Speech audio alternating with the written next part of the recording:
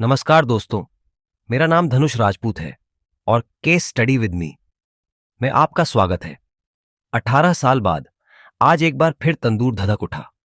18 साल बाद आज एक फैसले ने एक बार फिर से उस तंदूर कांड को जिंदा कर दिया जिस तंदूर से निकली तपिश ने तब पूरे देश को तपा दिया था। पहली बार 18 साल पहले लोगों को पता चला था कि कभी किसी इंसान को तंदूर में भी भुना जा सकता है। जी हां, 18 साल पहले हुए उसी चर्चित तंदूर कांड के मुख्य आरोपी सुशील शर्मा की फांसी की सजा को सुप्रीम कोर्ट ने मंगलवार को उम्र कैद में बदल दिया। पर सजा से पहले आइए देखते हैं कि आखिर क्या है तंदूर कांड।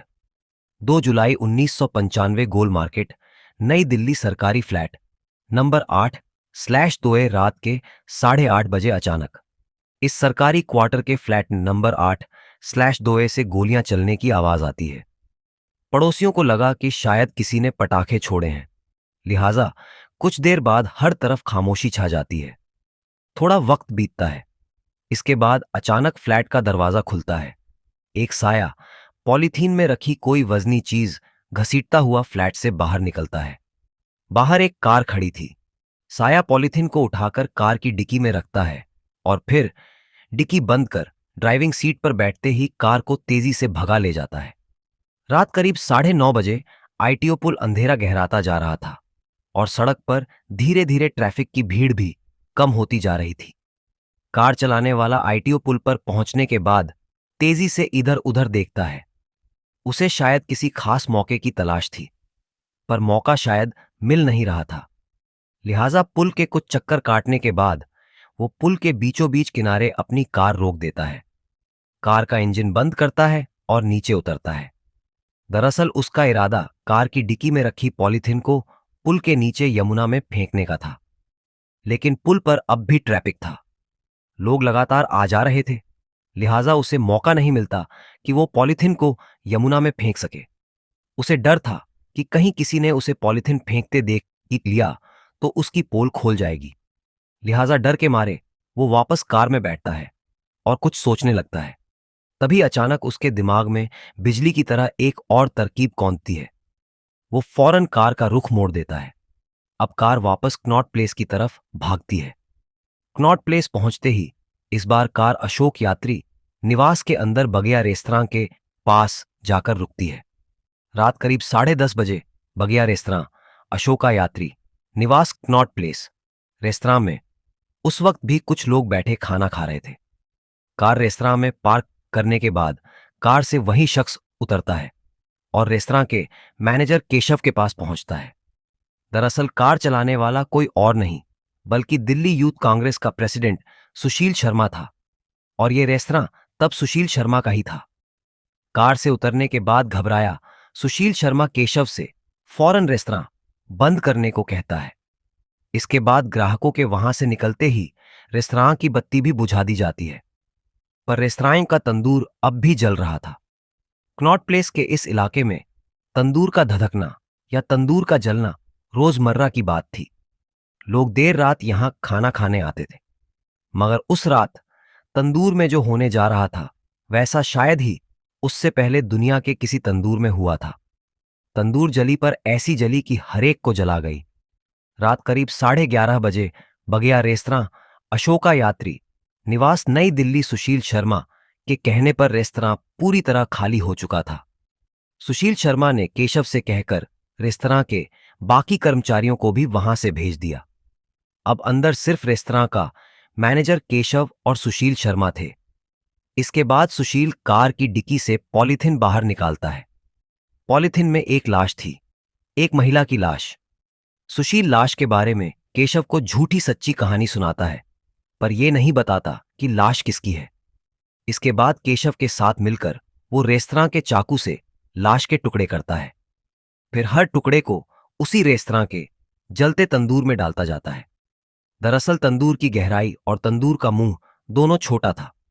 पूरी लाश एक साथ तंदूर में नहीं जा सकती थी, इसीलिए दोनों लाश के टुकड़े कर तंदूर में डाल रहे थे। अब टुकड़ों में बंटी पूरी लाश तंदूर के अंदर थी, पर तंदूर ठीक से जल नहीं रहा था। तब आग की लौ तेज करने के लिए सुशील ने केशव से मक्खन लाने को कहा। मक्खन रेस्तरां में पहले से था। अब दोनों मिलकर तंदूर में मक्खन डालने लगते हैं। तरीका काम कर जाता है। आग की लौ तेज होती जाती है, पर यहीं एक गड़बड़ भी हो जाती है। दरअसल तंदूर में डालकर इंसानी लाश भूनने का काम अभी जारी ही था कि मक्खन की वजह से तंदूर से उठती आग की तेज लपटें और धुएं के गुबार पर रेस्तरां के बाहर फुटपाथ पर सो रही सब्जी बेचने वाली एक महिला अनारों की नजर पड़ जाती है। अनारों को लगता कि शायद रेस्तरां में आग लग गई है, लिहाजा अनारों चीख कर शोर मचाने लगती है। अनारों की चीख पास में ही गश्त कर रहे दिल्ली पुलिस के सिपाही अब्दुल नजीर गूंजू के कानों तक पड़ती है। गूंजू अनारों के पास आता है और फिर रेस्तरां से उठती आग की लपटों को देख रेस्तरां की तरफ दौड़ पड़ता है। और इस तरह सामने आती है वहशीपन की वो रोंगटे खड़ी कर देने वाली कहानी जो सालों तक सुनी और सुनाई जाती रही। रोंगटे खड़ी देने वाली इस वारदात के अगले रोज अखबारों के जरिए ये खबर दिल्ली यूथ कांग्रेस के एक नेता मतलूब करीम को मिलती है।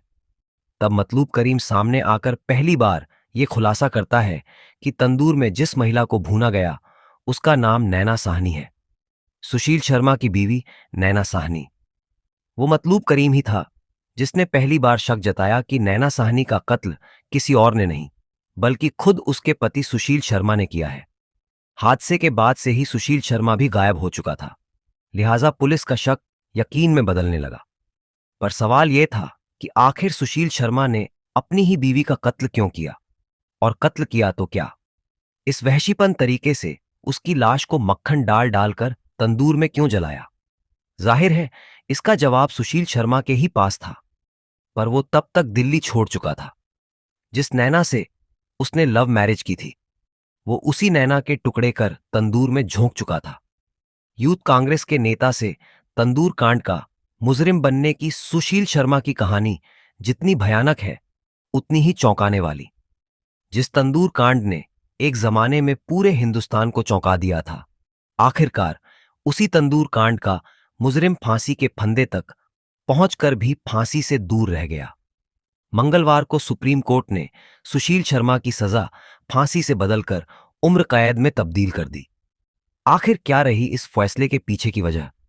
देश के सबसे खौफनाक और चौंकाने वाले मर्डर केस का ये मुल्जिम पिछले 10 सालों से अपने सिर पर मौत की तलवार लिए घूम रहा था, क्योंकि इतने ही दिन पहले 7 नवंबर 2003 को ही लोअर कोर्ट ने उसकी करतूत को रेयरेस्ट ऑफ रेयर के दायरे में रखते हुए उसके लिए सजा ए मौत का ऐलान किया था।